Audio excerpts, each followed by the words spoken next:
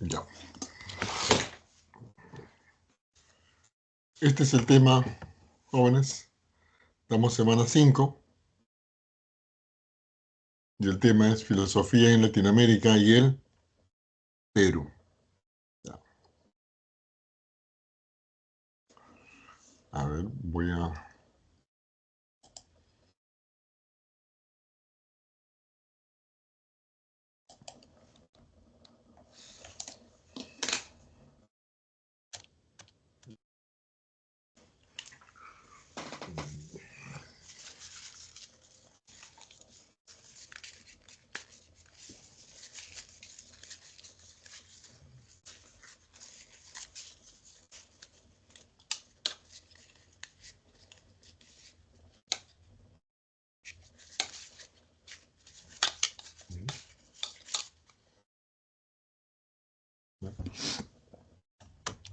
Ahí está.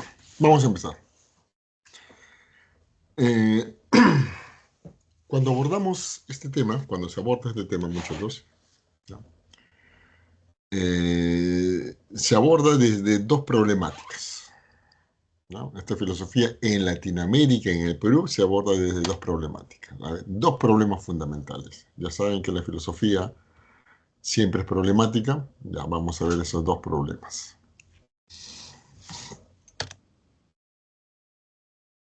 El primero es sobre el origen de la filosofía en Latinoamérica. Este es en Latinoamérica.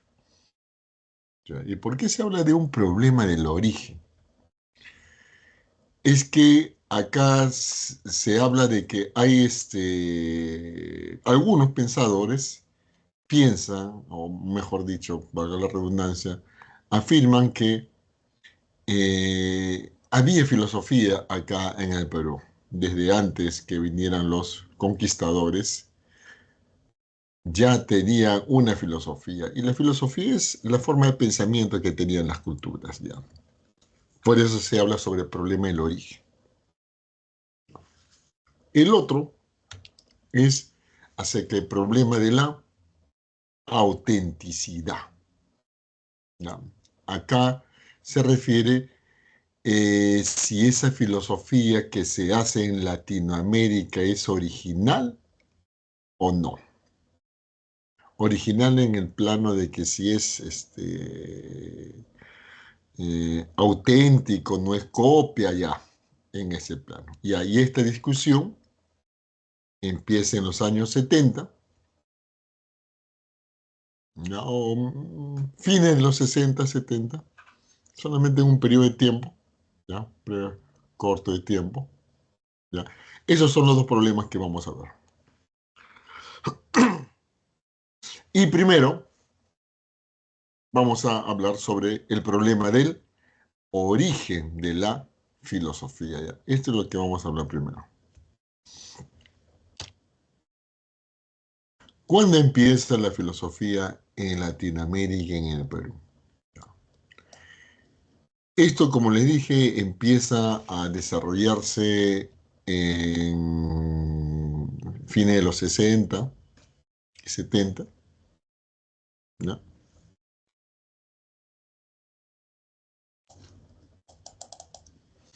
Y por eso, esta, este interrogante de cuándo comienza tiene que ser un antes y un después. Vamos a ver. Antes es una etapa prefilosófica, que ya lo vamos a ver por qué se le dice etapa prefilosófica, y el otro es la etapa filosófica.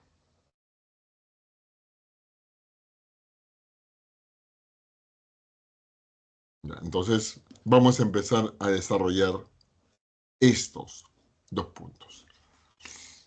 Capture, ¿no?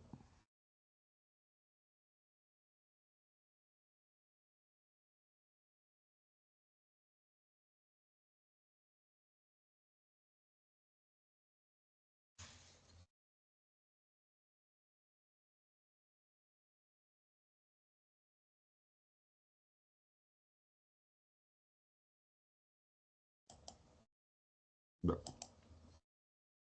Y empecemos con la etapa prefilosófica. Acá hay algunos pensadores latinoamericanos que plantean que en América, antes que vinieran los españoles, ya existían, ya había culturas.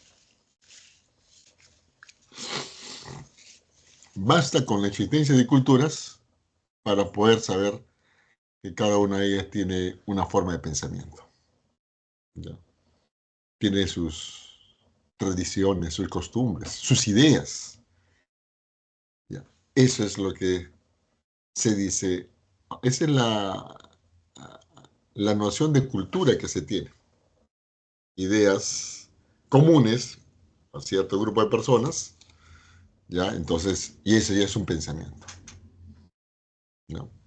Esas altas culturas generalmente son aquellas que lograron un desarrollo en este continente, en esta parte de América. Generalmente se mencionan a los mayas, aztecas y los incas, ¿ya? Entonces se dice, vamos a hablar de acá, de la cultura inca. La cultura inca, muchachos, ellos tenían su religión y era una religión politeísta, porque en el mundo antiguo todas las religiones eran politeístas, ¿no? Pero en Europa ya estamos en el siglo, en la época moderna, pero acá en Latinoamérica, como no, al no tener ningún contacto con otros, ya, entonces miren, su religión era una religión politeísta. Y además es una religión animista, animista, animista en el sentido, jóvenes, que para los incas todas las cosas en este mundo tenían un alma, todo tenía un alma, ¿no? Por eso es que se suele hablar de los apus, cuando se habla de las montañas, ya, también de las lagunas, de los ríos, ya. Entonces tienen alma, miren, eso es lo que decían esas es algunas ideas de los incas, que los incas las han tomado de otras culturas anteriores a ellas, ya. Y también, jóvenes, los incas van a tener una cosmovisión. Entonces van a tener su cosmovisión, su interpretación del mundo, si se puede decir. Su interpretación. Esa interpretación es mítico-religiosa. Mítico-religiosa, ¿no? Los griegos también tenían su concepción mítico-religiosa, pero ellos dieron un salto y su cosmovisión va a ser ahora más racional, si se puede decir, ¿no? Y ahora, en esta concepción mítico-religiosa, miren cómo ellos, la religión inca hablaba acerca del mundo, miren. El cielo, ellos lo llamaban Janampacha, la tierra, Caipacha, y lo que está debajo, el subsuelo, es Ucupacha. Ya, miren esa concepción, ya. Una concepción de cómo ellos entienden el mundo. ¿No? Esa es una forma de pensamiento de ellos.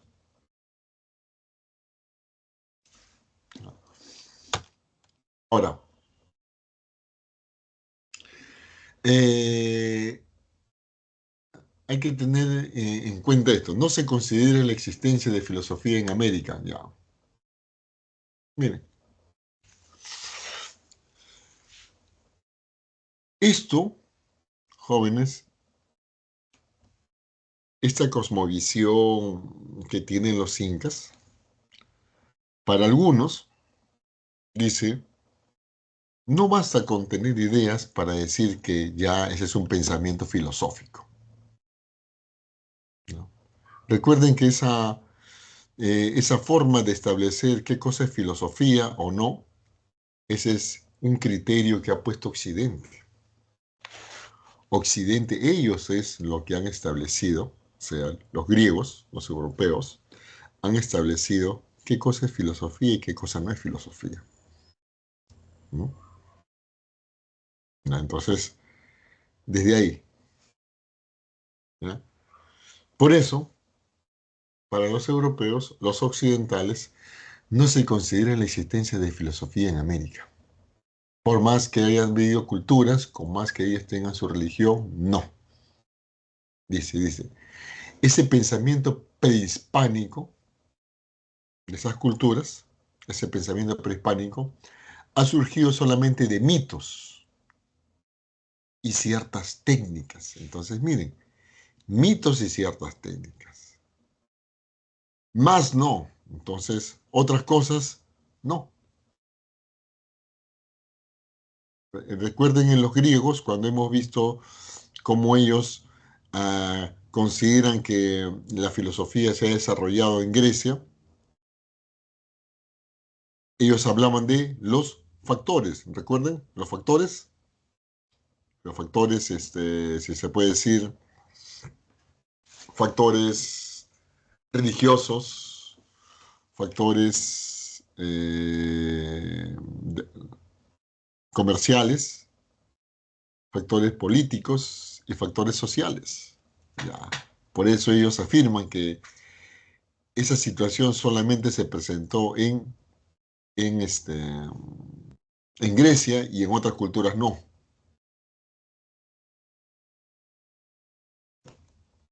Por eso dicen los españoles, este pensamiento occidental que llegó, dicen, acá no hay filosofía. Un pensamiento prehispánico, mitos y ciertas técnicas. Ya.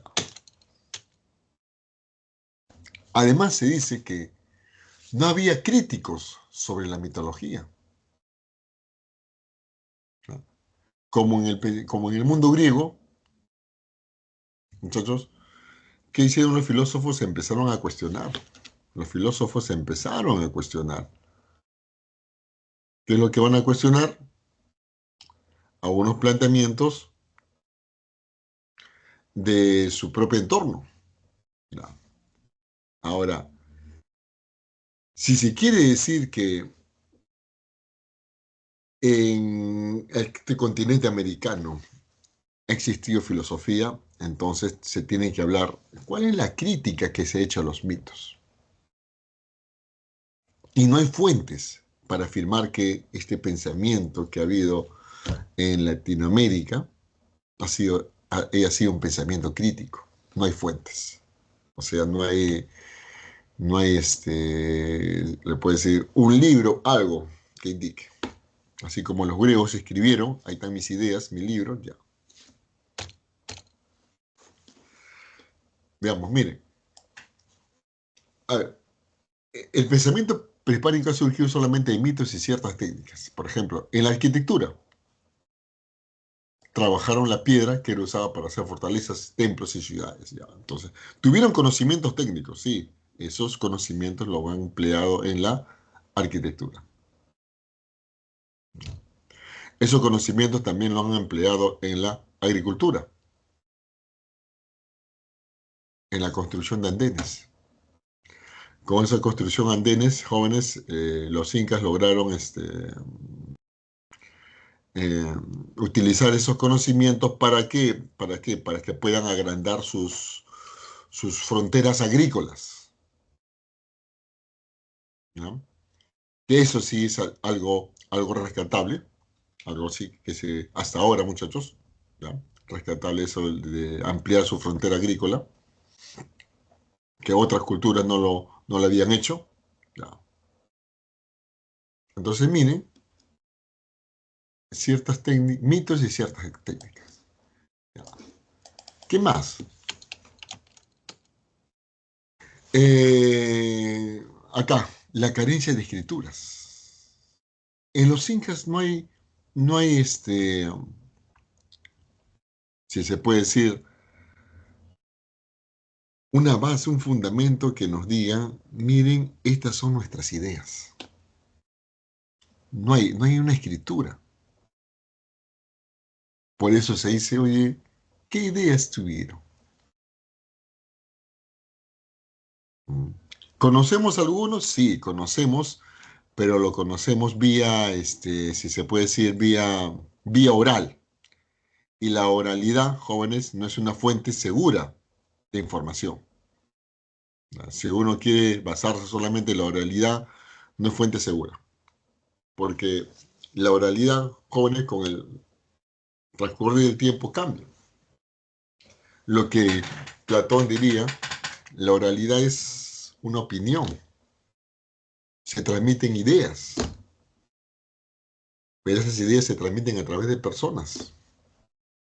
Y cuando cada persona está transmitiendo ideas, va a agregar algo. Entonces, miren, entonces no es una fuente 100% fidedigna que un libro. Ya. Por decirse, la carencia de escritura no permitió conocer su racionalidad. ¿Cuál es la racionalidad de estas culturas?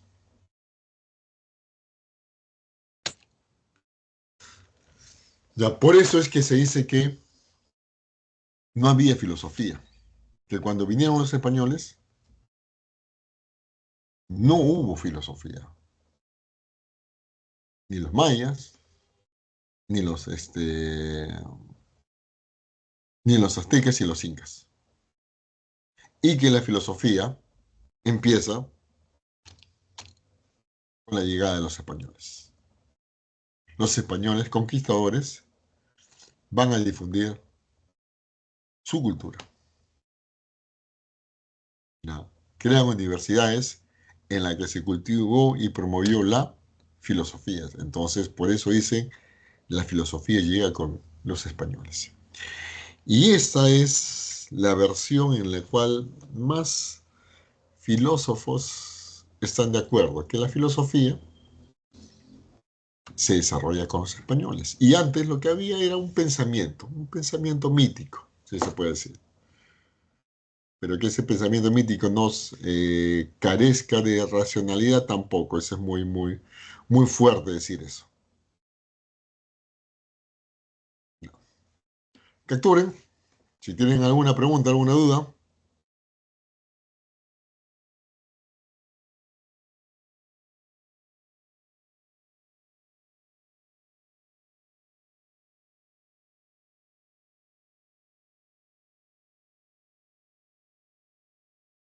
Ya. Y a partir de acá, de esta etapa filosófica, jóvenes, es que se va a hablar acerca de la, este, de la periodificación de la filosofía en Latinoamérica. Es a partir de acá, ¿ya? Se va a hablar de esa periodificación, ¿ya? Y eso es lo que vamos a hablar nosotros. Vamos a hablar desde el momento en que los filósofos españoles llegaron hasta el siglo XXI, hasta ahora, ¿no? Y vamos a empezar.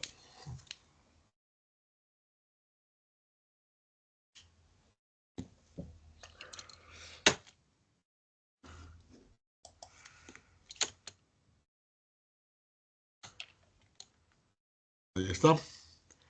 Periodos de la etapa filosófica. Vamos a ver el primer periodo, ¿no? ¿Qué filosofía es la que estos conquistadores van a traer acá a Latinoamérica? Recuerden el siglo XVI. Siglo XVI ya es la época moderna, ¿no? En la Europa continental, jóvenes, ya se desarrollaba otra forma de pensamiento, ¿no? No era un pensamiento fundamentalmente religioso como en la época medieval, donde la religión era importante. La religión siempre se tomó en cuenta el aspecto de la religión, pero en esa época ya pues Europa ya empieza a cambiar, ya, y los europeos empiezan a tener inquietudes con respecto a algunos temas, ¿ya? Esas inquietudes, jóvenes, como es la característica de la filosofía moderna, esas inquietudes en el estudio de las culturas clásicas, la griega y romana, la aparición del humanismo, o sea, un interés en el sujeto. ¿Ya? Este hombre europeo del del siglo XVI es muy distinto al hombre europeo de la época medieval. El hombre europeo de la época medieval todo lo relacionaba al ámbito religioso, su entorno, su entorno. O sea, de alguna manera, como quien dice, este entorno natural nos ha dado Dios, ya entonces a Él se lo debemos, se lo agradecemos de alguna manera, ya. Pero en la época moderna ya la concepción del hombre cambia. No es que se convierta en ateo, sino va a ver a la naturaleza como algo, si se puede decir, algo en la cual el hombre puede obtener riqueza. Va a decir, la naturaleza la podemos transformar. Entonces ya viene con una mentalidad diferente ya. Esa es la mentalidad de los europeos. Pero los españoles, cuando vienen acá, a Latinoamérica, jóvenes, los españoles van a traer más bien una religión, una filosofía, como dice acá, retrógrada, retrógrada, perdón, ¿dónde estamos? Acá. Una filosofía retrógrada y reaccionaria. A ver, retrógrada, ¿por qué? Porque la filosofía escolástica es de la época medieval. Más o menos es del siglo IX o antes, ¿ya? Hasta el siglo XV. ¿Ya? Y reaccionaria porque la escolástica estaba en contra del avance de los conocimientos. Para la escolástica, jóvenes, la ciencia y los conocimientos se mantienen. Se mantienen en el sentido, ya lo dijo una autoridad, eso es cierto. Ya. Entonces, esa filosofía que en Europa, en Francia, en Inglaterra, en otras partes de Europa, ya no se hablaba, en España sí.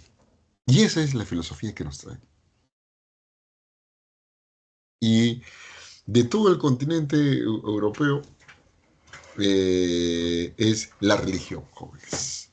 Recuerden que los reyes son reyes católicos y en ese tiempo ya los protestantes con fuerza. Entonces, miren lo que nos trae, una forma de pensamiento. Esta forma de pensamiento era completamente ajena a las preocupaciones y concepciones de los hombres. Los hombres dicen, voy a ir al nuevo mundo, pero voy a ir a hacerme rico, a conquistar. Pero la escolástica lo ve de otra manera. ¿Ya? Por eso es completamente ajena a las preocupaciones. Y la filosofía que van a traer sobre todo es la filosofía de este filósofo, de el filósofo más importante de la época medieval. Sobre todo, en la época medieval hay dos corrientes, o mejor dicho, hay dos periodos. La patrística, su máximo representante Tomás, San Agustín, y el otro, la escolástica, su máximo representante Santo Tomás de Aquino. Y van a traer la filosofía de Tomás de Aquino. Esa es la filosofía que van a traer los españoles. ¿Y a qué se debe que los españoles van a traer una filosofía ya desfasada? Tiene que ver también con lo que los reyes son católicos, en algo, pero también tiene que ver el contexto de España, jóvenes. España, hasta el siglo XIV, desde la época medieval, España siempre ha estado invadida por los moros, ¿no? Entonces, miren, lo que ahora se le llama los árabes. Casi la mayor parte del continente, perdón, del territorio español, estaba conquistado por los árabes, por los moros. Y ellos tenían una religión diferente, Islam. ¿Ya? Por eso se dice que algunos, el te dice que España no pudo desarrollar su cultura en toda la época medieval. En cambio, Francia, Inglaterra, lo que era en ese tiempo Alemania o Italia, ellos sí lograron desarrollar su cultura medieval, pero los españoles no, porque ellos estaban siempre enfrentándose por varios años, siglos, desde la época medieval hasta el siglo XIV, ¿ya? A XIV hasta XV, a los moros, por eso no lograron desarrollarse. Y recién ya, finales del siglo XV, es que logran expulsar a los moros de España. Y es ahí en la cual España empieza a desarrollar su cultura y su filosofía. Y por eso ellos van a tener este pensamiento un poco retrógrado, diferente al pensamiento de Europa, de los países europeos de en esos tiempos, de los estados-nación de Europa. Ya. Pero en la escolástica, jóvenes, acá, ¿qué es lo que hace la escolástica? Van a crear universidades, porque esa es la única forma en la que se va a difundir la cultura, crear universidades. Las universidades más antiguas, bueno, la de San Marcos, la Decana y la Autónoma. Aunque por ahí, jóvenes, hay información en la cual dice que hay otra universidad más antigua que la de San Marcos, que quedaba por Centroamérica. Recuerden que los españoles primero llegaron a lo que es Centroamérica, esa parte de Centroamérica. Ahí estuvieron primero. Y ahí es, en Santo Domingo, dicen, donde crean una universidad. ¿Ya? ¿Y por qué esa no es la universidad antigua de América? Porque por la demora en pedir los trámites, la autorización, en ese tiempo, ¿ya? Tomó años. Los españoles ya habían llegado a Perú, ya habían estado, entonces acá en el Perú se adelantaron, fueron más rápido y le dieron el permiso. Y por eso San Marcos es la primera. ¿Ya? Entonces, miren, por eso se estudia a los filósofos clásicos y medievales. Si estábamos hablando de Tomás de Aquino, ¿qué es ese filósofo griego jóvenes que influyó en Tomás de Aquino? ¿Saben qué filósofo griego influye en Tomás de Aquino? ¿Mm?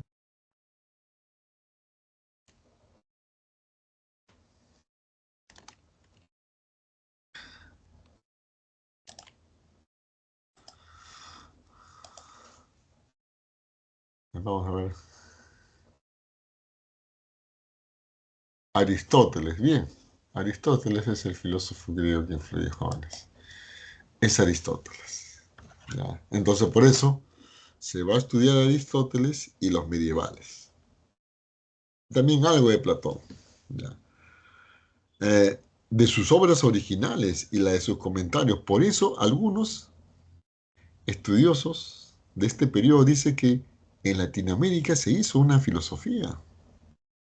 O sea, no desmereciendo, sino hicieron filosofía al interpretar estos filósofos, desarrollaron concepciones. ¿Ya? Entonces, miren, este es el periodo escolástico que va a durar mucho tiempo, jóvenes. Miren, siglo XVI hasta el siglo XVIII. 300 años que va a durar este periodo. Y ya pues siglo XVIII, ya en Europa ya estábamos con Kant, la Ilustración, y en Latinoamérica seguíamos con Tomás de Aquino. Por eso algunos dicen que esa es una de las razones por la cual Latinoamérica, en algunos países, todavía tenemos ese pensamiento retrógrado y reaccionario, que lo vamos a ver dentro de un momento. Capturen esto.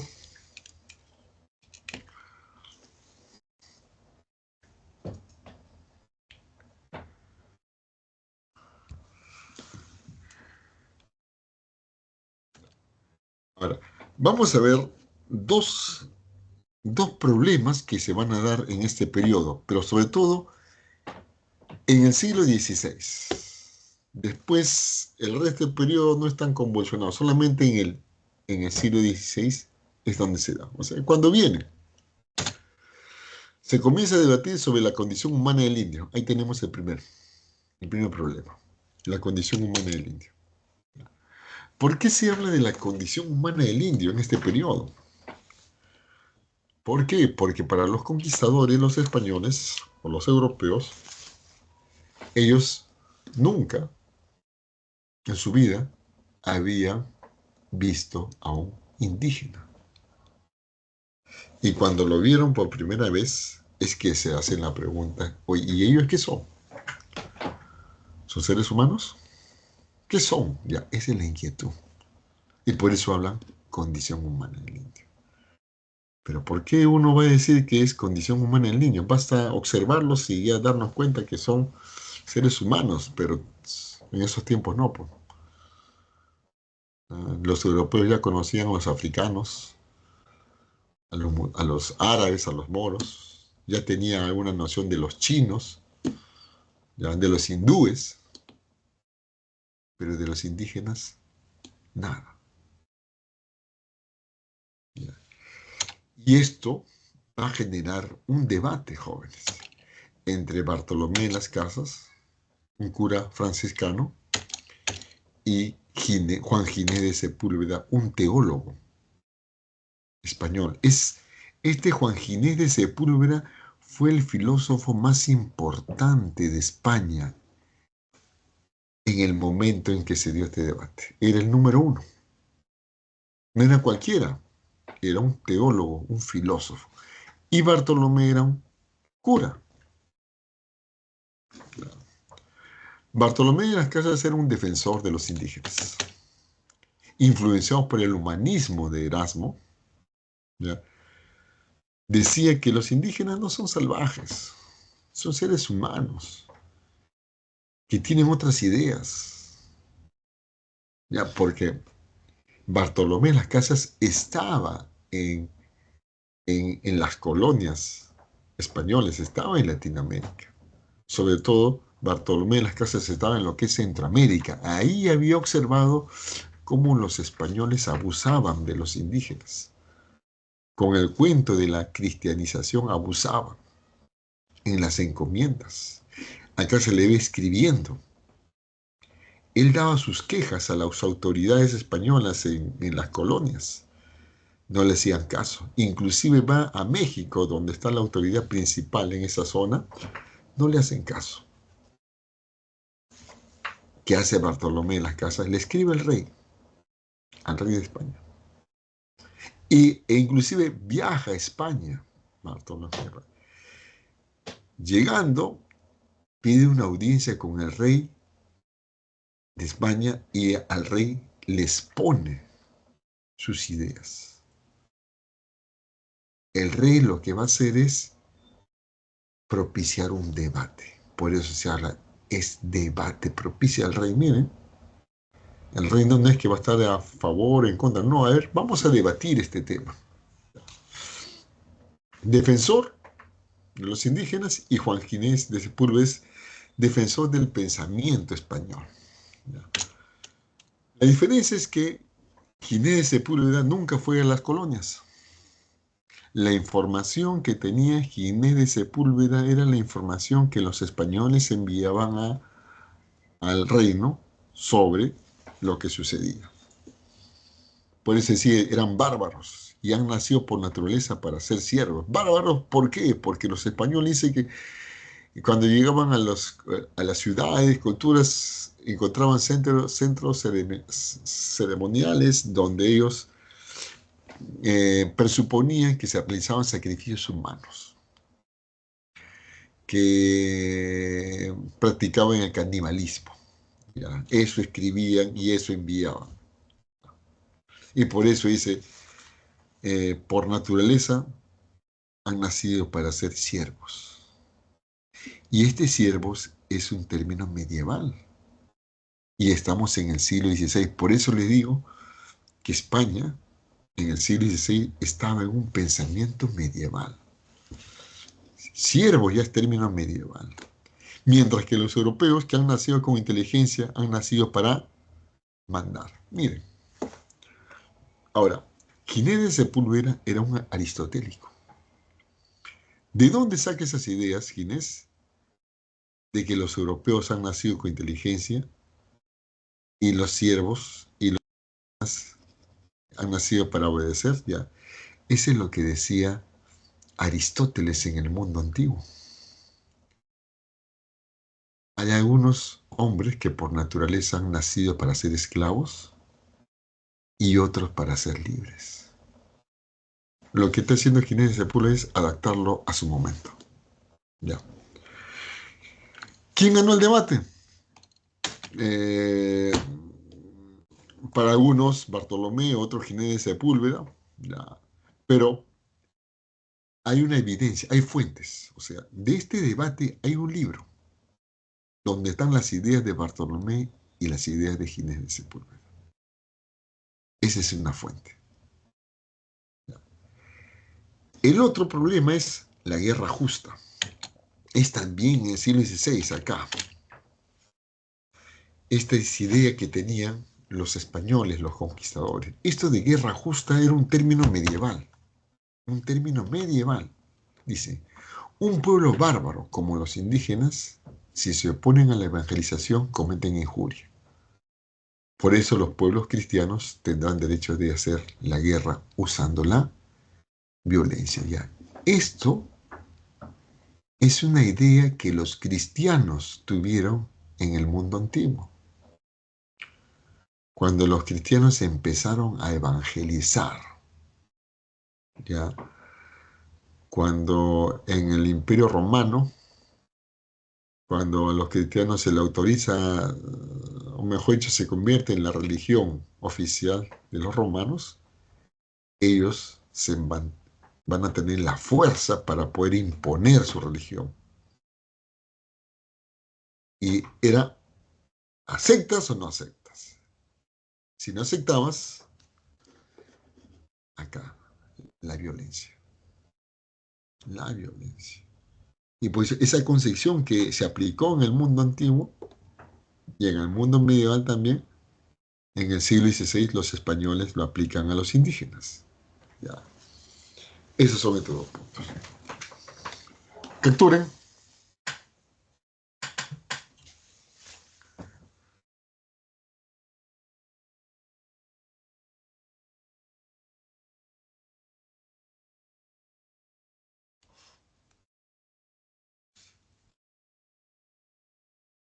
Ya. Por eso le digo, los problemas fundamentales son solamente en la época siglo XVI. Luego tenemos siglo XVII y siglo XVIII, ya supuestamente con una normalidad en el ámbito filosófico. Ahora vamos a entrar al siguiente periodo, que es el periodo de la Ilustración. Este periodo es del siglo XVIII, fines del siglo XVIII hasta siglo XIX, las primeras décadas.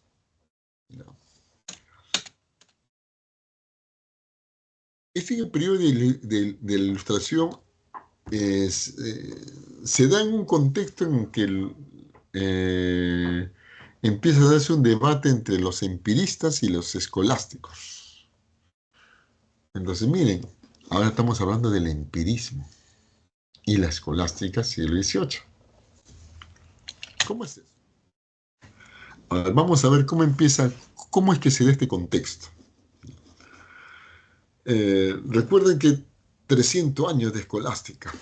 En las universidades se seguía enseñando esos 300 años Tomás de Aquino y otros autores escolásticos.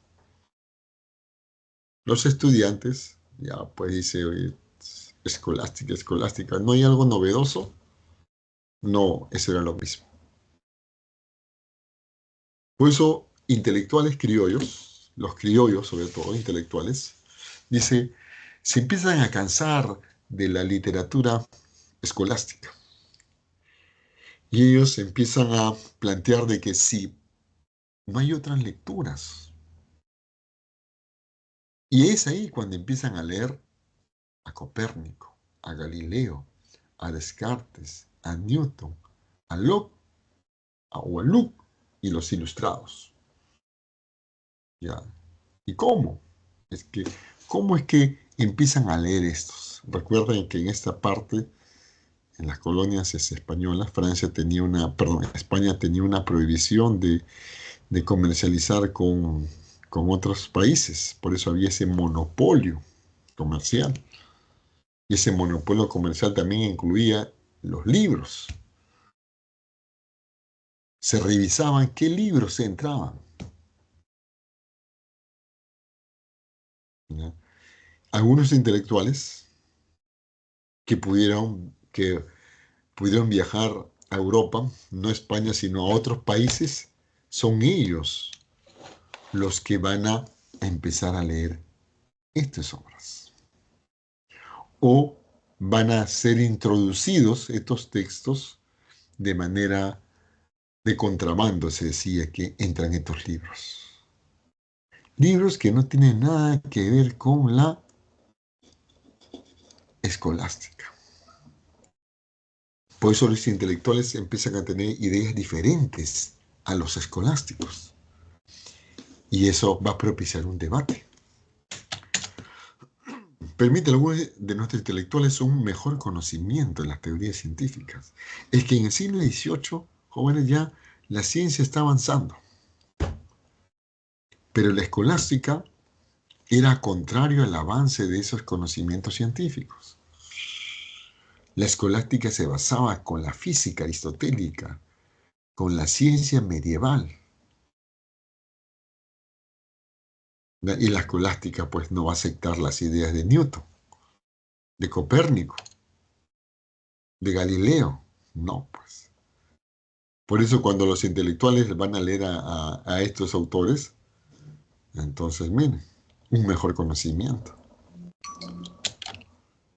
A ver, ¿cómo se empieza a dar estos debates? Acá viene el punto, jóvenes. Los ilustrados tienen gran fuerza, o sea, estos intelectuales criollos van a tener gran fuerza en el ámbito de la educación.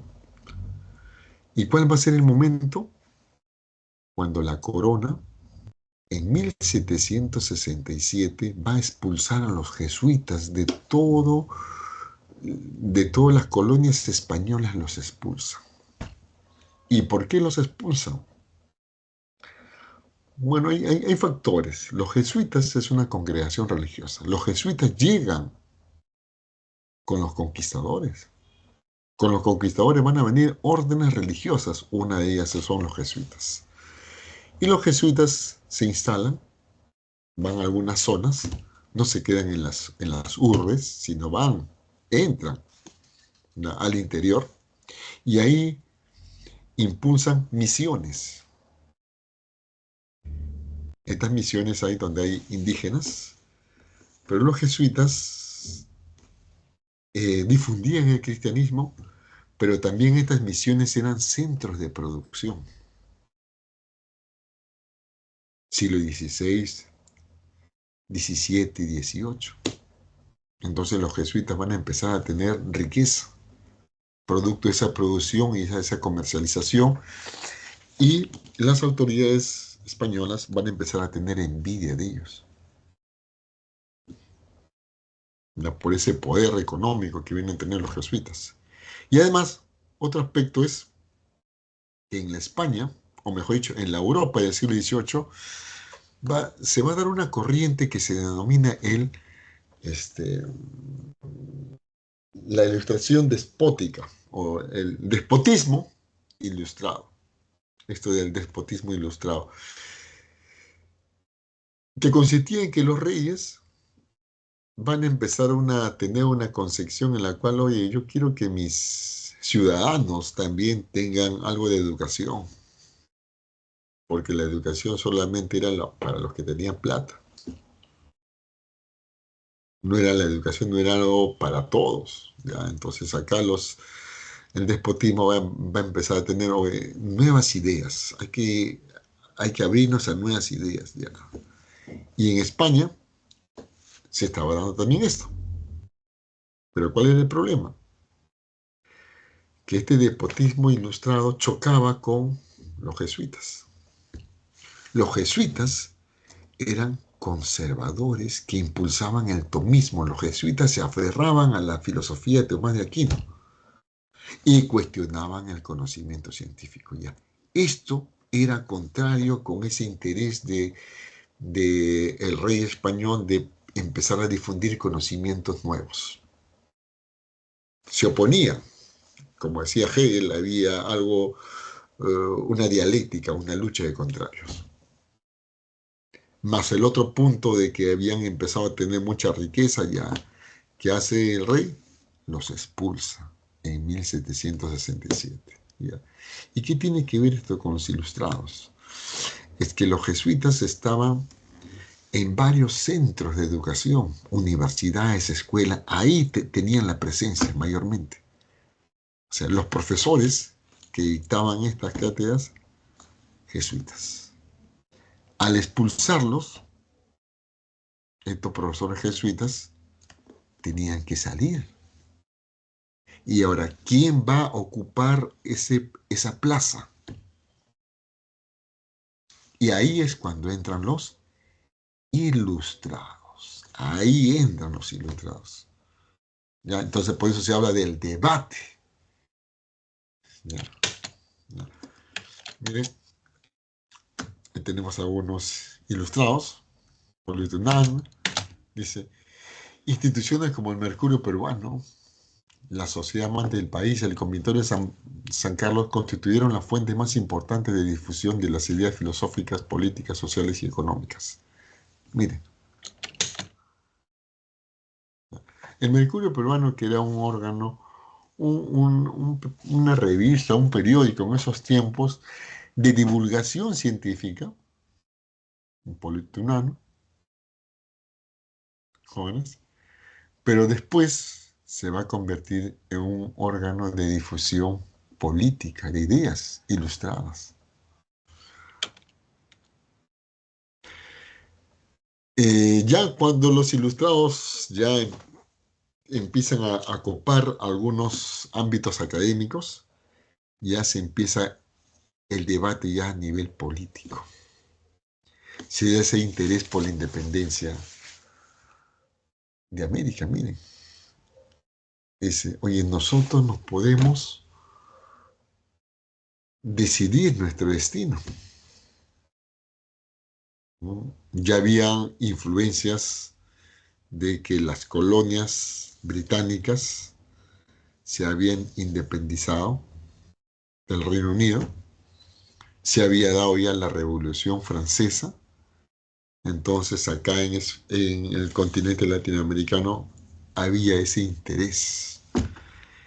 Y todo esto surge cuando Napoleón invade España, derroca al rey, y ahí pues en las colonias empieza ese interés por de la independencia e emancipación. ¿Ya? Entonces, miren, las cortes de Cádiz empiezan a darse. ¿Ya? Este es el periodo de la Ilustración, un periodo corto, muchachos. Termina, con la cual ya acá en Latinoamérica, los países logran su independencia de España. ¿Ya? Capturen y vamos a ver al siguiente.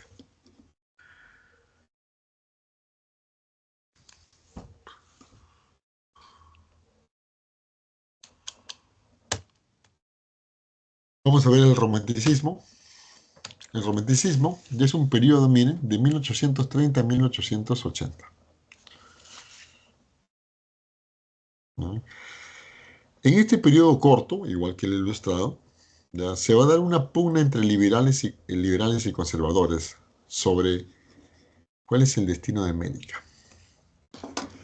Pero ¿por qué hablar de destino de América? ¿Por qué hablar de eso? ¿Por qué hablar del destino de América? ¿Qué tiene que ver? Estamos hablando del siglo XVI, ya. Es que hay que recordar que ya en ese periodo los países ya habían logrado su independencia y a cada país libre tenía que tomar su decisión. Y por eso es la interrogante. ¿Cuál es el destino? ¿A dónde vamos? Ya, eso es. Ya. El romanticismo, si bien el término, miren ese término, romanticismo, ya más bien uno lo relaciona con una corriente literaria de la literatura, pero el romanticismo también es un periodo filosófico, jóvenes. Así como acá hay una periodificación, en Europa también la filosofía tuvo una periodificación. Y el romanticismo es un periodo en Europa contrario a la filosofía de Hegel. Hegel era la razón, la razón, la razón, la razón, la razón, lo más importante. Y el romanticismo es un periodo filosófico en el cual es una crítica a esa filosofía que hacía abuso de la razón. ¿Ya? La razón no es lo único. ¿Ya? Entonces, ¿ya? Pero acá en Latinoamérica no vino de esa manera el romanticismo como se desarrolló en Europa, sino vino en otro aspecto. Recuerda, son contextos diferentes. Se caracterizó por el predominio de los temas políticos. Y en la Europa del siglo XIX, el romanticismo no era estrictamente político, sino era estrictamente ético, especulativo, ya. Entonces, miren, predominio de temas políticos sobre especulativos. Y además, el otro, por ser una reflexión política sobre la forma como el país debe organizarse. Miren, o sea, más que nada, el romanticismo fue en el ámbito de la política acá en Latinoamérica. ¿Ya? Y sobre todo esto, la forma como el país debe organizarse. ¿Cuál es esa forma? Por eso decimos destino de América. O sea, ¿qué forma de gobierno van a tomar estos países que lograron su independencia? Eso es. ¿Ya? Entonces, un momentito, muchachos. Disculpen.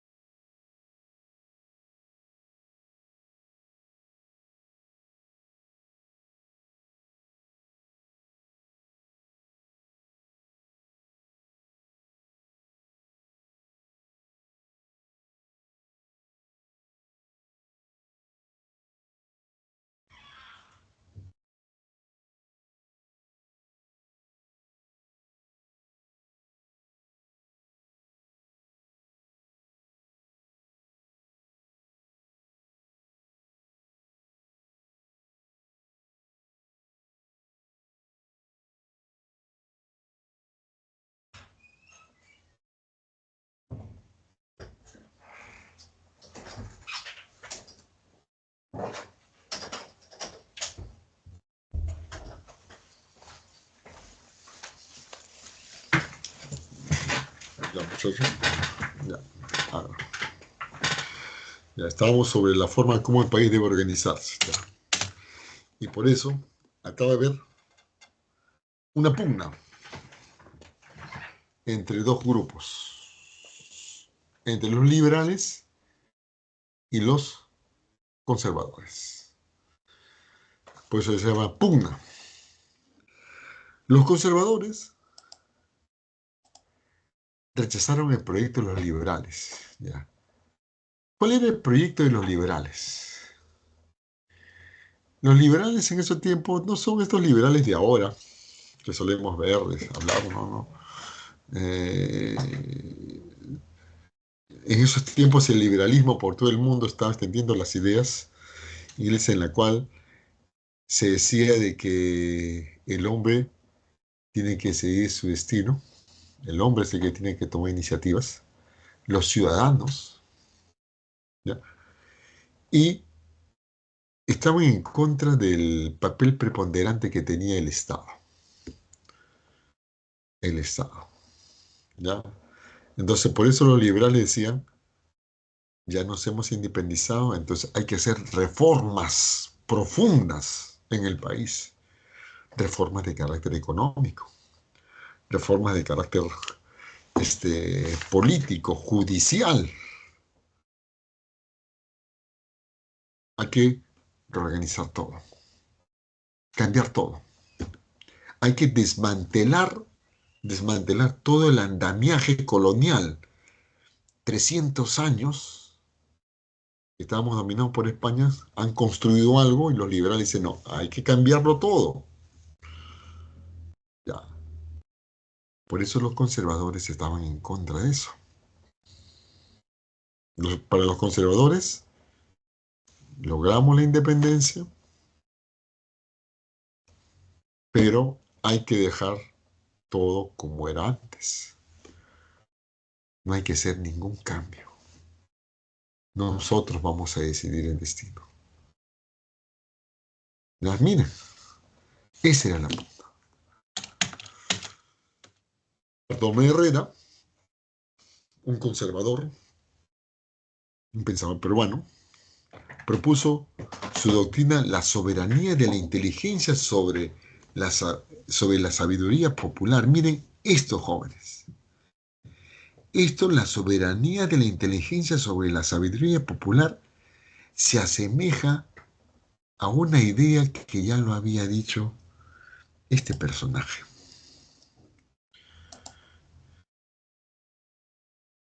Ginés de Sepúlveda. ¿Y qué había dicho Ginés de Sepúlveda? Ginés de Sepúlveda ha dicho que los indígenas han nacido para ser siervos y los europeos han nacido con inteligencia para mandar. Ellos lo toman de Aristóteles, ya. Siglo XVI. Y en el siglo XIX, Bartolomé Herrera va a decir lo mismo. Va a decir la soberanía de inteligencia sobre la sabiduría popular. ¿Y por qué? Porque los liberales decían que sean los ciudadanos los que decidan el destino. Porque un liberal en esos tiempos, no ahora, decían, cada uno tiene que decidir su destino, su interés particular. Por ello, para un liberal, el gobierno está en base a las decisiones que tomen los individuos, los ciudadanos. Ya. Ese era un pensamiento liberal. ¿Y por qué se oponían los conservadores? Sobre todo acá en el Perú, miren. Porque los conservadores se dan cuenta que la mayoría de ciudadanos eran indígenas. Entonces, miren acá. Entonces ellos van a decir que los indígenas van a decidir el destino. Si decidimos que hay elecciones, ellos van a ganar porque son mayoría. Por eso propuso la soberanía de la inteligencia, o sea, nosotros. O sea, nosotros debemos gobernar. El pueblo no. Miren el siglo XIX. Y miren lo que ocurrió en el siglo XXI, jóvenes.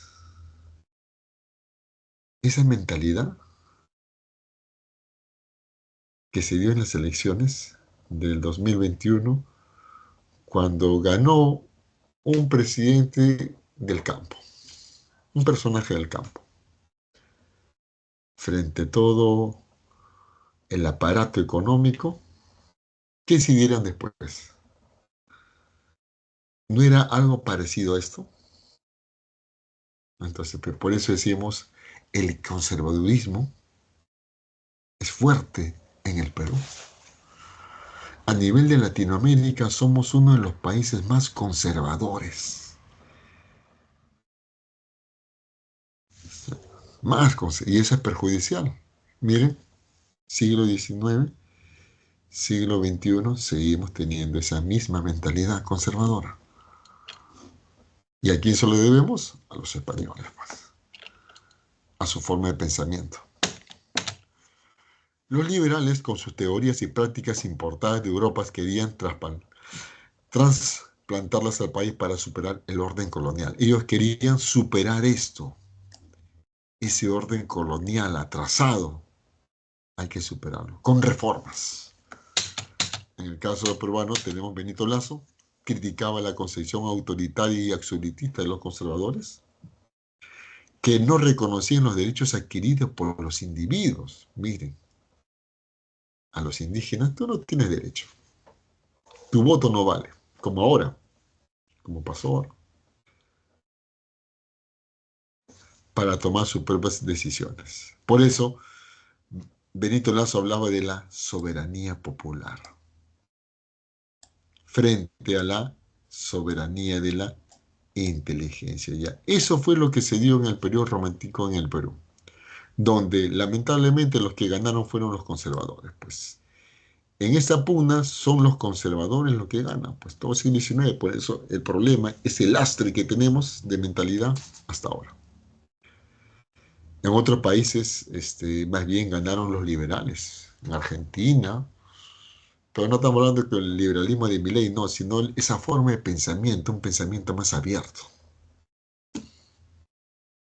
¿no? En Chile, en Venezuela, si se puede decir, pero acá en Perú, pues somos uno de los más conservadores. Esto, este periodo va a durar, este periodo, en el cual los países van a optar por mantener todo como era antes o hacer reformas. México también, jóvenes, el conservadurismo también ganó, pero a diferencia de Perú, los campesinos tuvieron su levantamiento. Ahí lograron algunos beneficios, algunos cambios, lo que en Perú no se hizo. Ese levantamiento fue lo que se hizo la Revolución Mexicana en el siglo XX. Que esa Revolución Mexicana no tenía nada que ver con la Revolución Rusa, nada que ver con eso, ¿ya? Pero miren, capturen y veamos el otro periodo.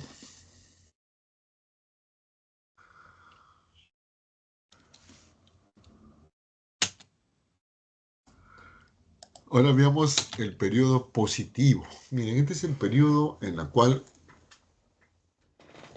casi a fines del siglo XIX, el siglo XX, es en la cual llega la filosofía de Conte. O sea, el positivismo, muchachos, llega a Latinoamérica. se había difundido por Europa en la primera mitad del siglo XIX, pero después de la primera mitad, en la segunda mitad del siglo XIX ya llega a Latinoamérica. Recuerden que el positivismo es antimetafísico y el positivismo resalta el papel de la ciencia,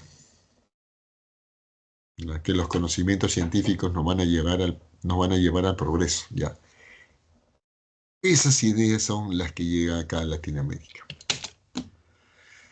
Y especialmente acá, en el caso peruano. El pensamiento positivista peruano refleja las preocupaciones de los intelectuales. O sea, el positivismo en el caso de Perú llega en un momento en el cual la situación del Perú era una situación crítica, una crisis. Habíamos perdido la guerra con Chile, el país destruido. Y justo ahí el positivismo llega. Y por eso algunos intelectuales, no todos, algunos intelectuales pensaron que el positivismo puede ayudarnos bastante a salir de esto. ¿Y por qué no todos los intelectuales? Porque la mayoría de intelectuales eran conservadores. Esa mentalidad de Bartolomé Herrera, ya. Muy pocos eran intelectuales liberales, ya que tenían otra forma de ver. Ya. Entonces, de esos, algunos dijeron el positivismo es bueno. Consideraron la necesidad del desarrollo nacional a través del orden y el progreso. Ya, este es un lema positivista. Orden, si hay orden, hay progreso. ¿Ya? Entonces, esa idea que se tiene. ¿Ya?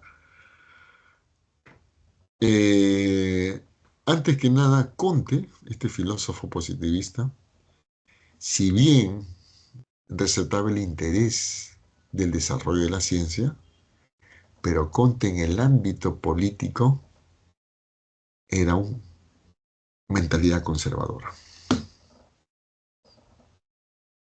en ese ámbito. Por eso él decía esta palabrita, muchachos, esta palabrita, orden,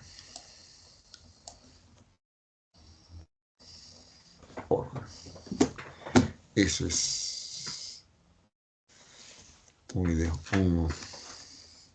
un lema. ¿Ya? Veamos, en el caso peruano tenemos a Manuel González Prada, miren, representa ese positivismo que no se desarrolló en el plano académico. Cuando viene el positivismo, muchachos, el positivismo entra en dos vertientes. Un vertiente es extraacadémico, o sea, fuera del claustro universitario, que es Manuel González Prada el encargado de difundir ese positivismo. ¿No? Él lo va a difundir. eh, González Prada tenía en cuenta que estas ideas en la cual se va a revalorar el papel de la ciencia, puede servir, no sirve, no sirve.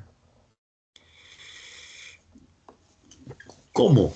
Porque González Prada decía, ese positivismo lo podemos aplicar a otras áreas más, no solamente en el plano de la ciencia, sino a otras áreas más. Por eso él decía, la aspiración de la emancipación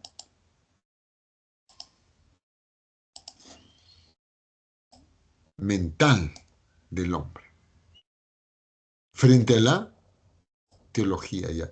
Y esto era un lema de los ilustrados. Los ilustrados decían, piensa, usa tu razón, no dejes que otros piensen por ti. Ese era en el siglo XVIII. Y en el siglo XIX, González Prada también decía eso. ¿Pero por qué? ¿Por qué sí eso González Prada? Porque González Prada, jóvenes, Va a ser unos primeros pensadores peruanos que va a hacer un estudio sobre la realidad peruana.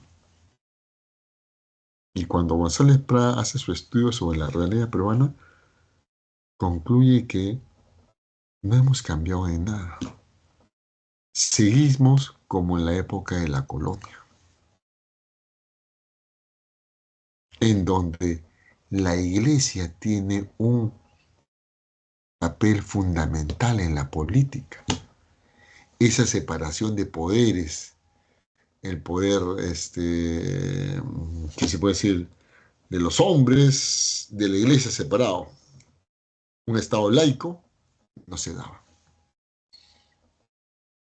Y que la iglesia tenía una influencia en la educación.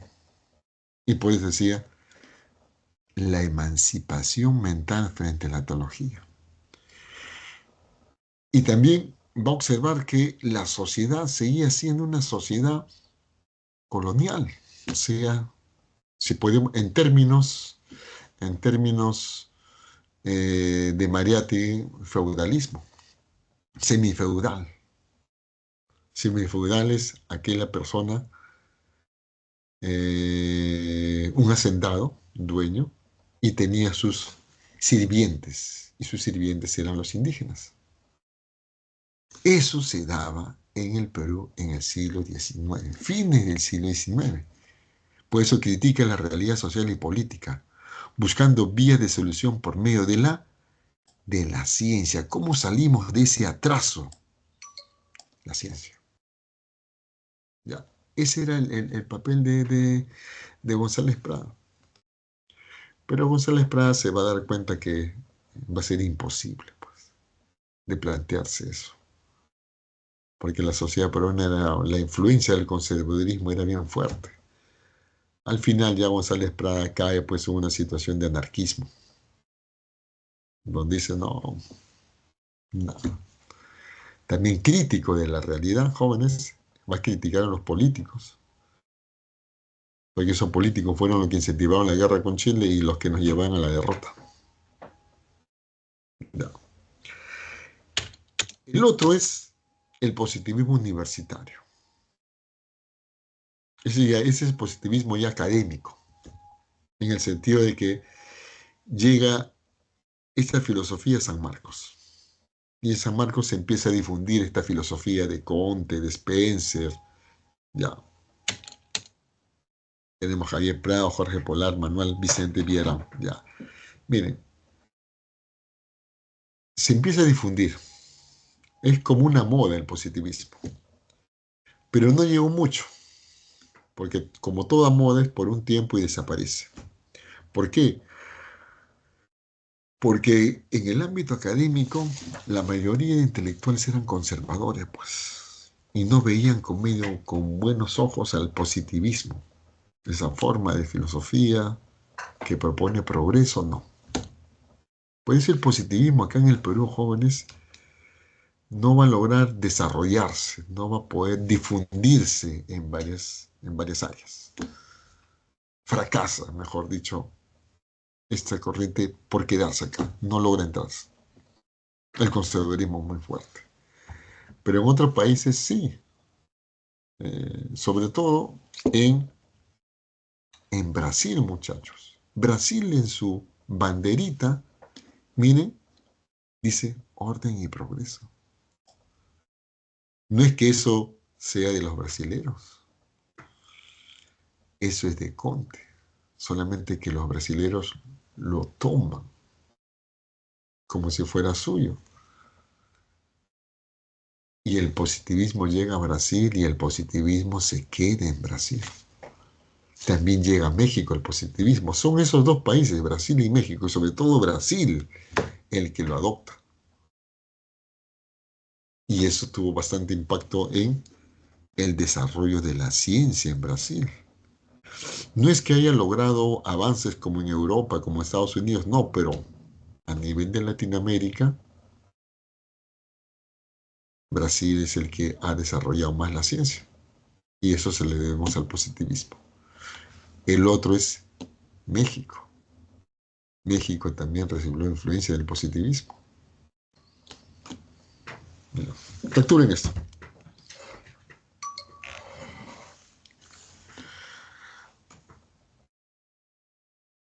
¿Alguna pregunta, alguna duda?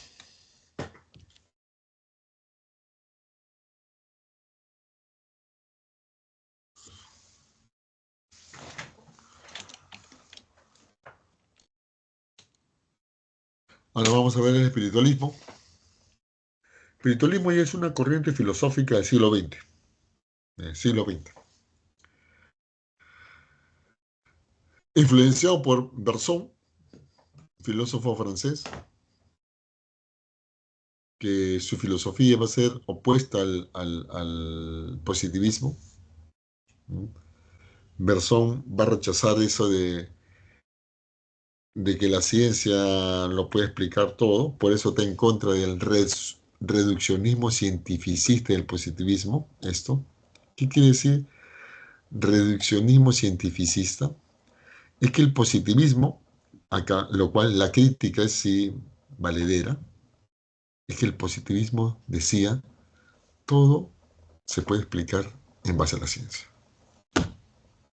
Todo es reducible al ámbito de la ciencia, lo cual no es así, pues.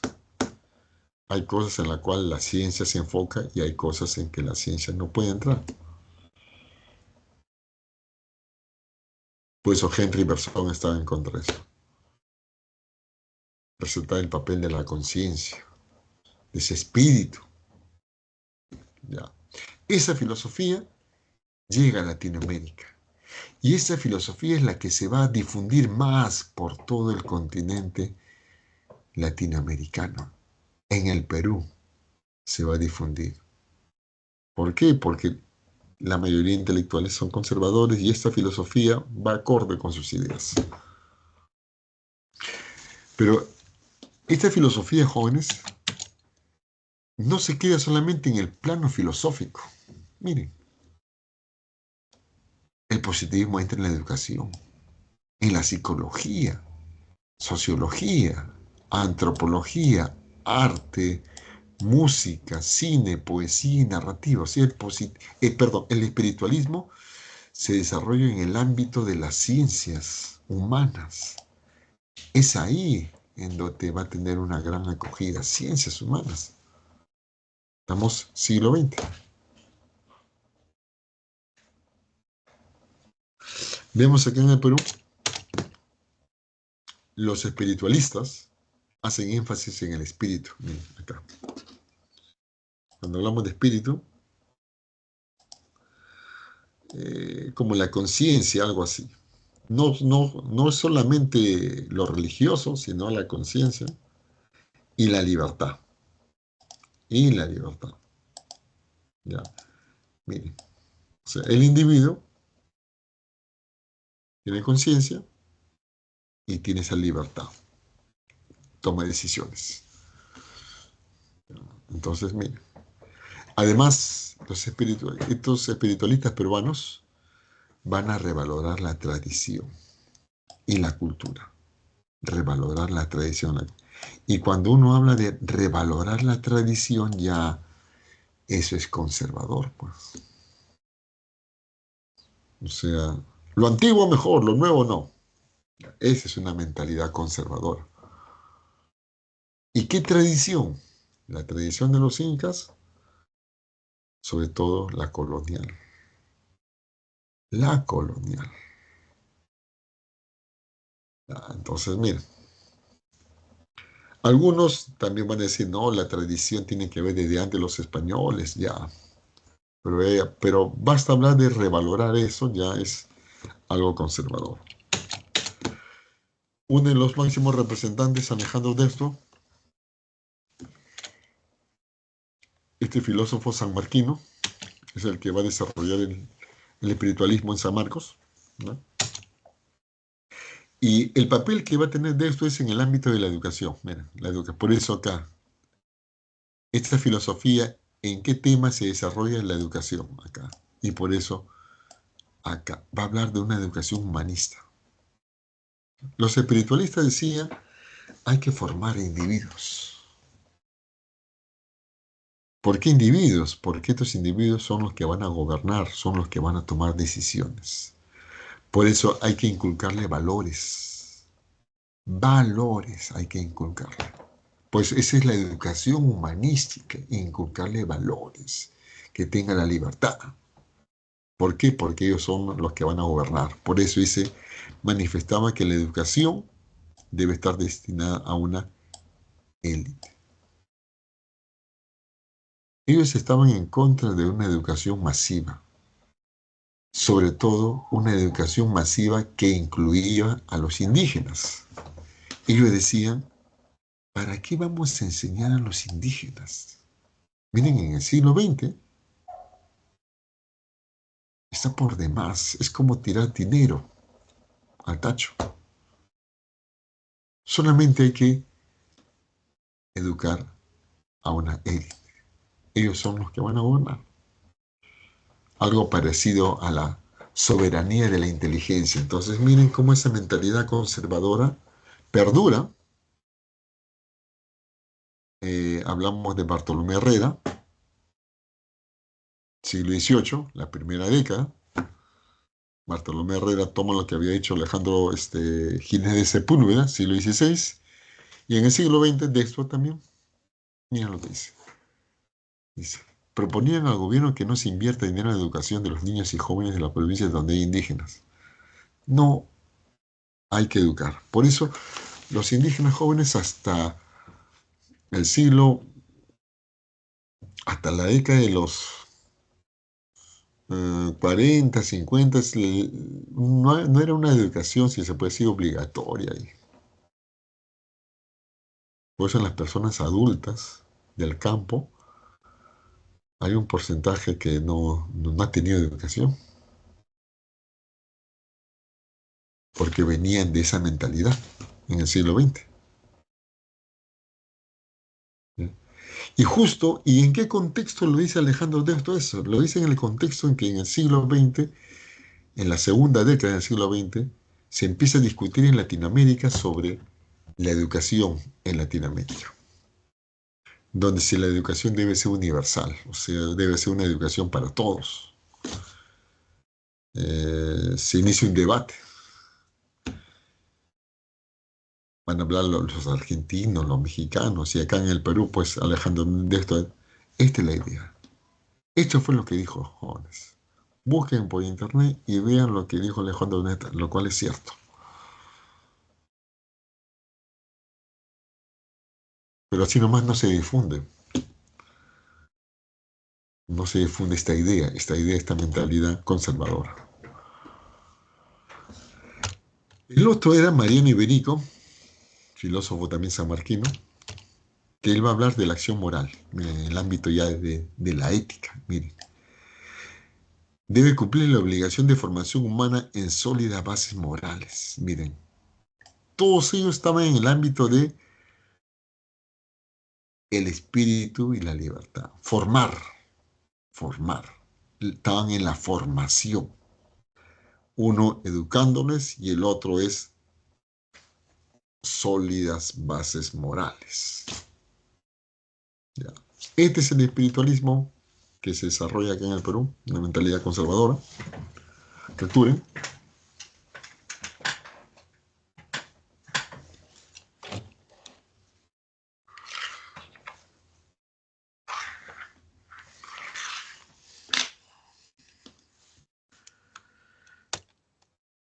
Vamos a ver la filosofía social, también siglo XX, va más o menos en la década de los 30. ¿Ya? Esta es una filosofía ya, al decir social, ya, en donde ya se va a poner interés más en la mayoría, ¿ya? En la sociedad, en la mayoría. Por eso está vinculada a los movimientos de obreros, estudiantes, trabajadores y campesinos, ya, lo que eran la mayoría. ¿Ya? Entonces, miren, entonces, una filosofía social en la cual la sociedad, la mayoría de la sociedad, empieza a pedir mejoras, porque reivindicaciones son mejoras. sociales y políticas. Reivindicaciones sociales, hoy trabajo, debe haber más trabajo, educación, ya. Reivindicaciones políticas, yo también quiero participar, yo quiero decidir, ya. Eso es lo que está en marcha en este tiempo, en la década de los 30. Y tenemos acá a dos. Miren este pensador, Mariátegui. Mariátegui, miren, 36 años. Muere en una etapa, mejor dicho, cuando empieza a crear ideas, ahí justo muere. Decía, las ideas poseen una base material, ya. ¿Esto dónde lo hice? De Marx. Mariátegui va a Europa, en Europa tiene contacto con las ideas marxistas, los lee, se empapa del marxismo, autodidacta, y expone eso. Entonces dice, las ideas poseen una base material, dice, son productos de las relaciones sociales económicas. Miren, relaciones sociales económicas.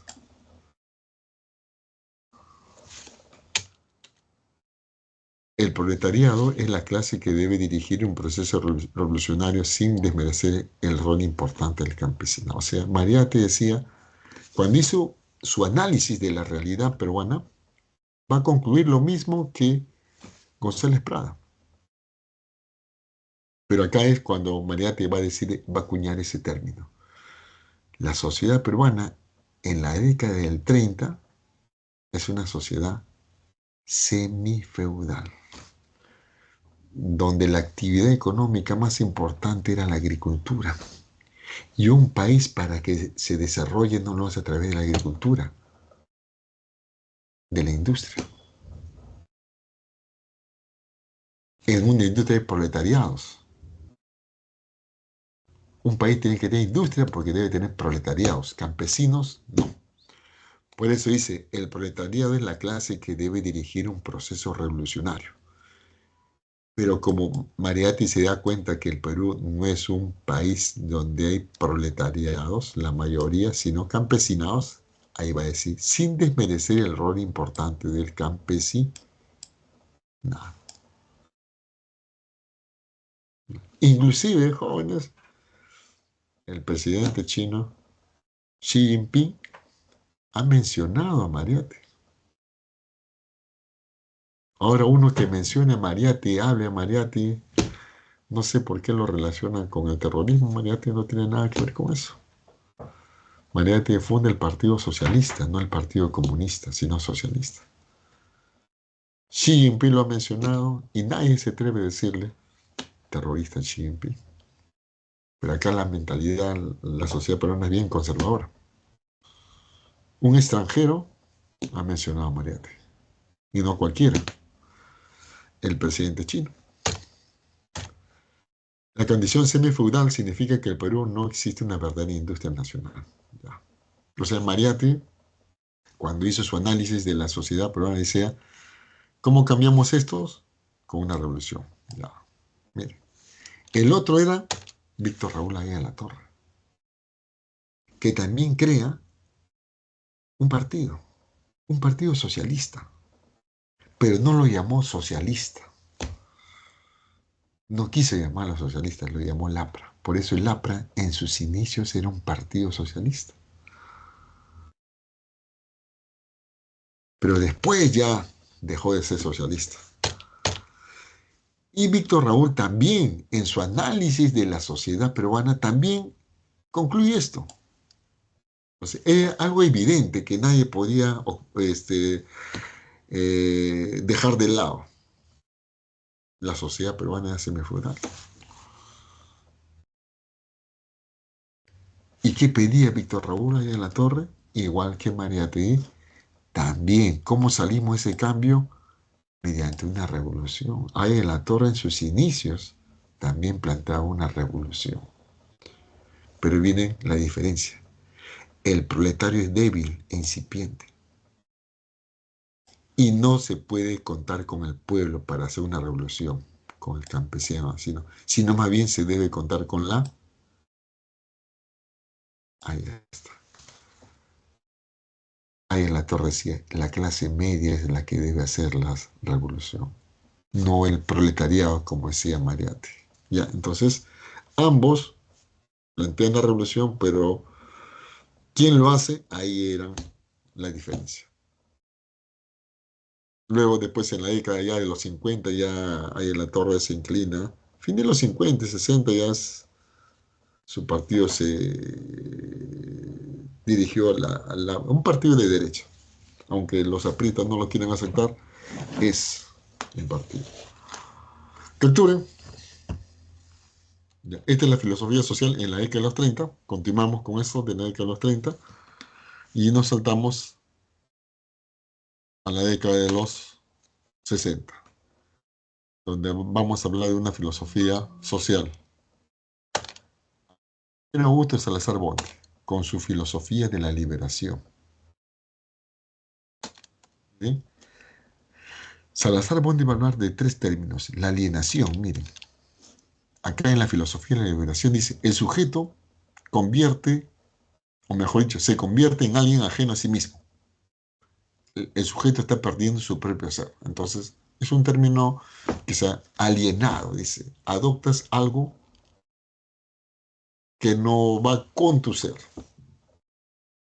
algo ajeno, la alienación. Mira, luego viene la dependencia y la dominación. Se ha creado todo un sistema económico, social y educativo en el cual se ha formado conciencia social de la necesidad de vivir por el otro y nunca de sí mismo. Y no nos permite tener una visión crítica. O sea, Salazar Bon decía, nos han enseñado a decir que nosotros por sí solos no podemos hacer nada.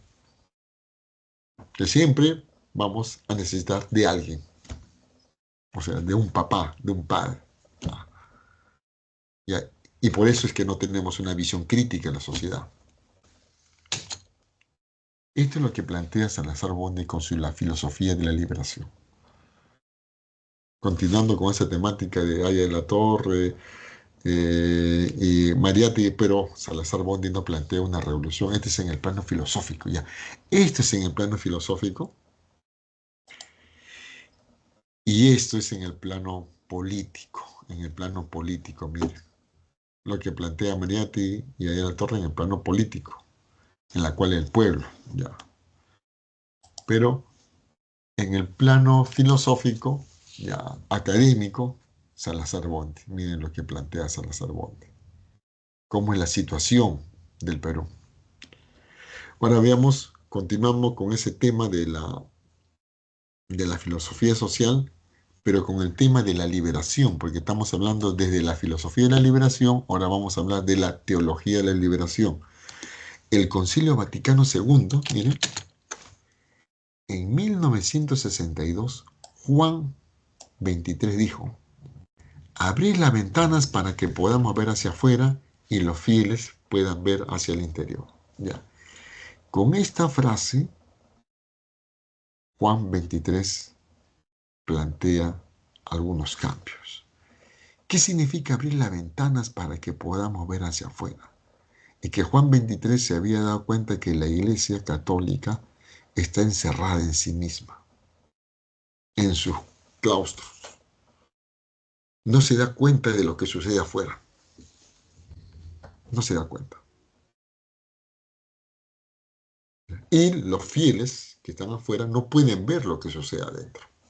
Entonces, va a ser un papa reformista.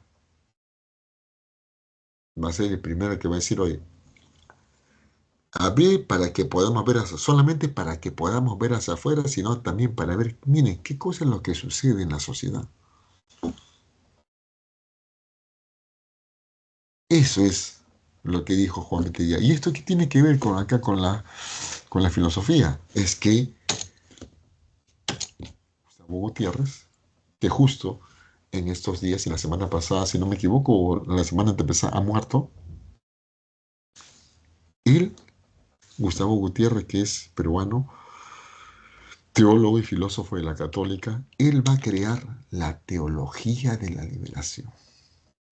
Salazar Bondi, la filosofía, y Gustavo Gutiérrez, la teología de la liberación, en base a lo que Juan 23 había dicho. Él interpretó eso. ¿Cómo lo interpreta? La teología de la liberación es un movimiento social y político dentro de la Iglesia Católica que intenta interpretar el Evangelio de Jesucristo a través de las experiencias vividas por las personas oprimidas. ¿Cómo es él?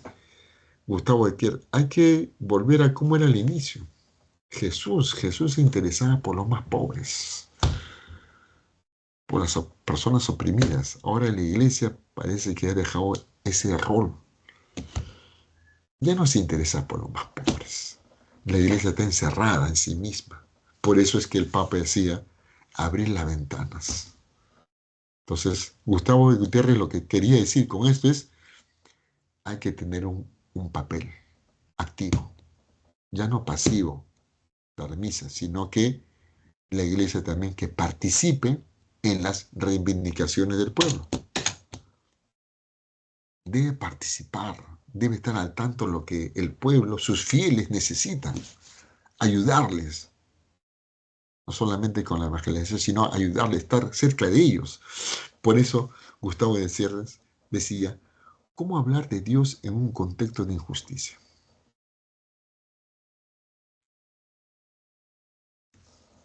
Hay una situación de justicia y la iglesia que dice, hablemos de Dios. ¿Ustedes creen que esas personas que han pasado injusticia van a aceptar? Hablemos de Dios. Él quiere que le resuelvan su situación. Sería algo contradictorio. ¿Cómo hablar de Dios, de un Dios que se revela con amor en una realidad marcada por la pobreza y la opresión? Un pobre que no tiene nada para comer, que venga alguien de la iglesia y dice, Dios me ha dado la palabra. Dios, entra acá. No, pues esa no es la manera. Esa no es la manera como entrar, decía Gustavo Gutiérrez. ¿Ya? Por eso, para Gustavo Gutiérrez, la iglesia tiene que tener un rol participativo. Y la filosofía actual, la filosofía que se hace a partir de la década de los 80 o más, es una filosofía en la cual ya no hay un tema dominante. Influencia de la filosofía en diversos campos. Ahora toda la filosofía que se hace en Latinoamérica, jóvenes, hay diversas materias. Hay filosofía de la ciencia,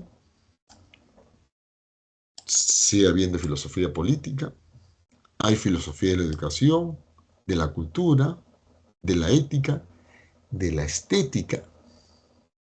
Entonces, ya no se enfoca en un solo tema, sino hay una diversidad. Esa es la filosofía actual. Y esta filosofía actual ya no tiene un rol, un tema preponderante como era acá. Ya no es. Capturen, y con esto acabamos la periodificación ya. Esta periodificación de la filosofía que fue hasta el espiritualismo, ¿quién fue el que lo planteó? Fue Salazar Bondi. Hasta el espiritualismo, Salazar Bondi plantea esa filosofía. Capturen. Y vamos a ver con el segundo problema.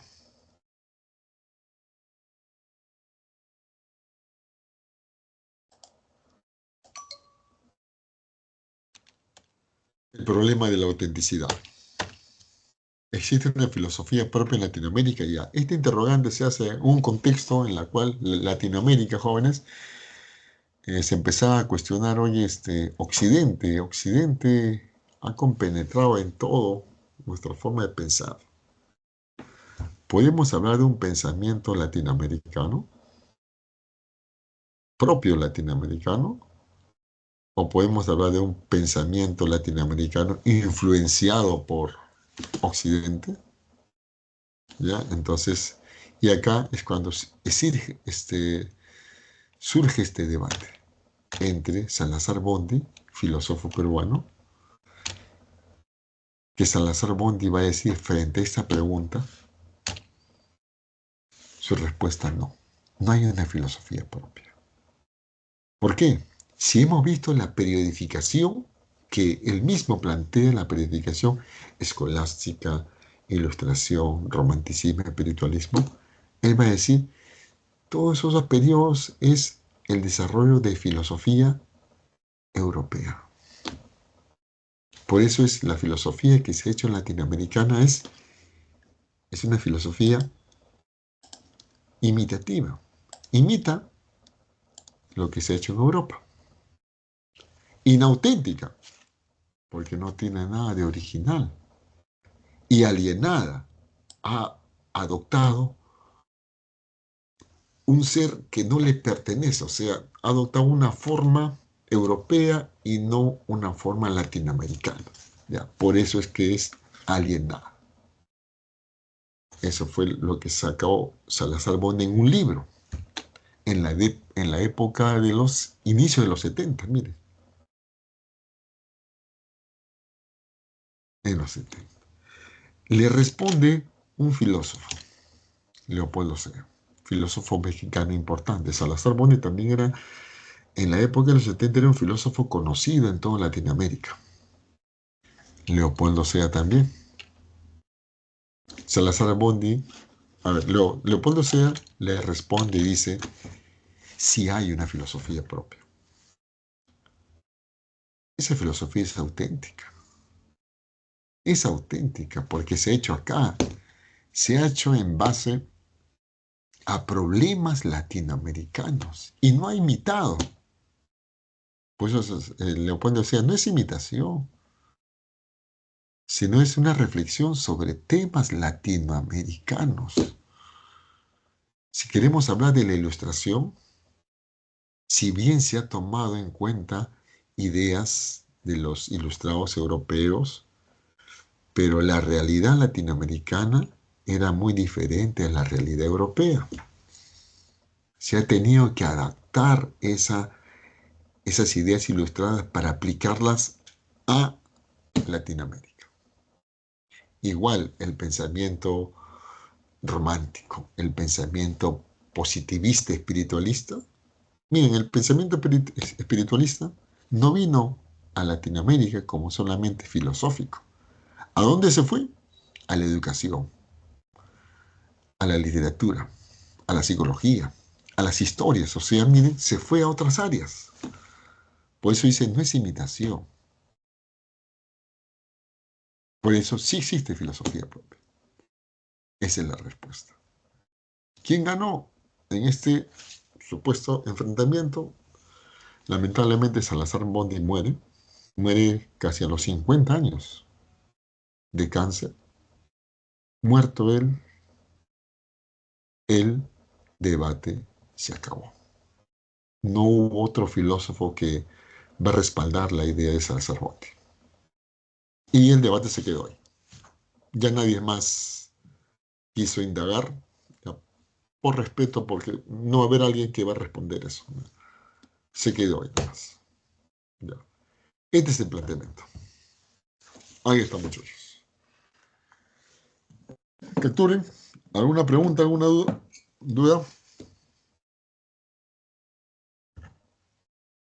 Profesor, ¿Sí? entonces la filosofía de la liberación de Salazar Bondi se dio en el periodo de la filosofía social.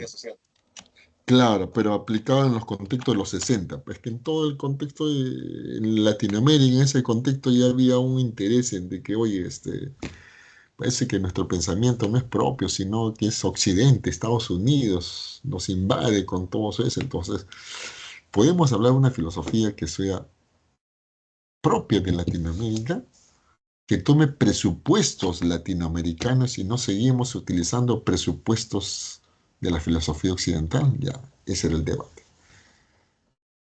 Entonces, eso es lo que vio Salazar Bon. Por eso Salazar Bon dice, hay alienación, hay dependencia, esto, lo que está acá. Salazar Bon vio esto. ¿No? Antes Salazar Bon dice, alienación, dependencia y dominación. Latinoamérica está pasando por esto. Y como Latinoamérica está pasando por eso, la filosofía que se desarrolla, pues no es una filosofía auténtica. Eso decía Salazar Bonde, en base a sus ideas. Miren, ¿qué tenemos que hacer? Teníamos que hacer una filosofía de la liberación, liberarnos. Pues él hablaba de cultura de la dominación. ¿Alguna pregunta más, muchachos?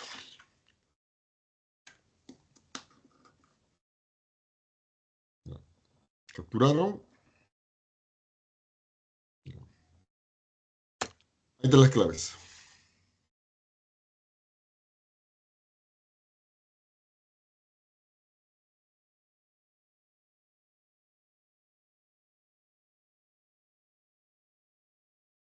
Ahí está.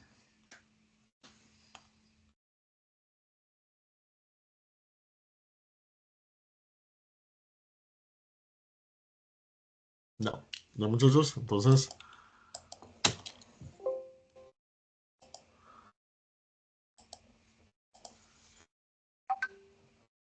hasta pueden mostrar las diapositivas hasta el romanticismo. A ver, un momentito. Romanticismo, me dices.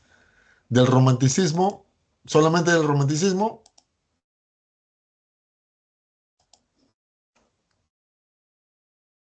A ver, ¿ahí ¿dónde está? Del romanticismo. Acá está.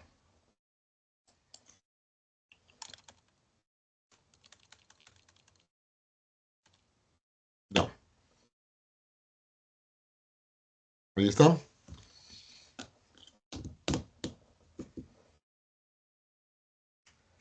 ¿Qué otro más?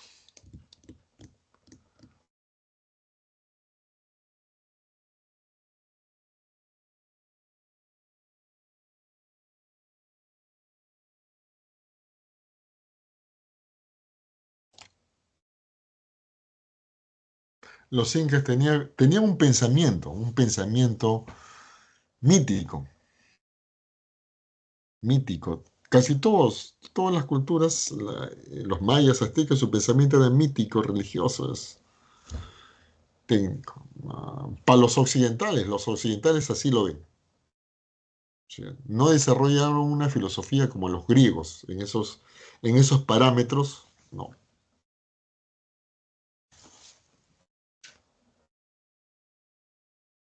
¿Ya? Entonces, ya. Las 5 y 6, ya, a ver, ¿cómo es eso 5 y 6? A ver, voy a ver. Voy a ver, un momentito, voy a ver.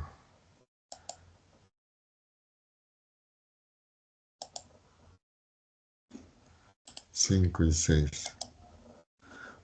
1, 2, 3, 4, 5.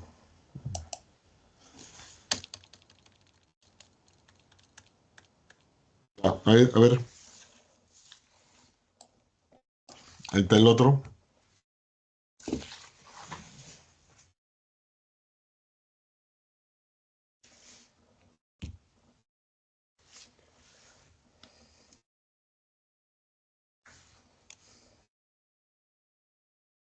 Ahí está el otro. Y me supongo esto más. Ya, ahí está el otro. Ay, perdón. Ya, ahí está. Bueno, muchachos, acá lo dejamos. Ya estamos a la hora. Ustedes también quieren tienen un descanso breve. Y nos vemos la próxima semana.